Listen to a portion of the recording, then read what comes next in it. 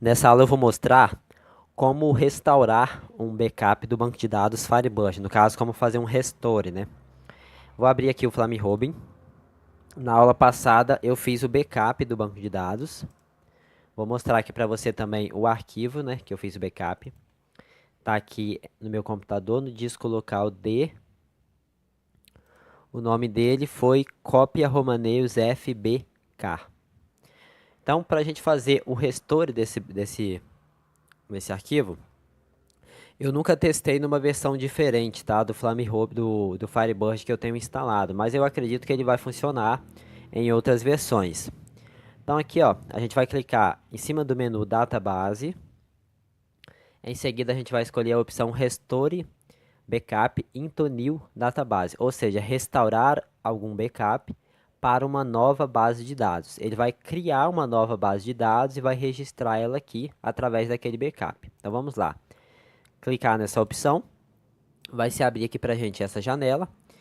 É quase o mesmo processo de você registrar um banco de dados, tá? Aqui a diferença é que você vai clicar nesses três pontos aqui, nesse botãozinho, e aqui você vai especificar o caminho, ó. Vou colocar no disco D e você vai escrever o nome do seu arquivo. Eu vou colocar novo banco, só isso. Novo banco vai ser o nome do meu arquivo. Vou dar um abrir. Agora você vai colocar a senha padrão do Firebird, usuário e senha, sysdba e master key. O char7 vai ser o Windows 52, que é o que eu utilizo, né? E você clica em salvar. Após clicar em salvar, ele abre essa janela aqui, pedindo para você apontar onde está o seu arquivo de restore, o seu FBK. Então você vai clicar aqui e vai localizar o seu arquivo aqui dentro, ó, cópia Romaneus FBK, vai abrir. Se você quiser marcar aqui, ó, para você saber certinho o que está acontecendo, essas opções aqui em cima eu não sei o que é, eu nem utilizo, tá? A gente vem aqui em iniciar restore, ou seja, iniciar a restauração. Ao clicar aqui, ele vai ficar fazendo o processo de restore. Pode ser que demore, dependendo da quantidade de registros e dependendo do tamanho do seu banco de dados. Então, vou aguardar ele terminar. Terminando, eu volto. Ó, ele vai mostrando aqui, ó, os recordes que ele está executando, o que ele está fazendo, tudo certinho. Então acabou, ó, apareceu aqui a hora exata que ele finalizou nessa linha em azul, database restore finish, e aqui você pode fechar aqui.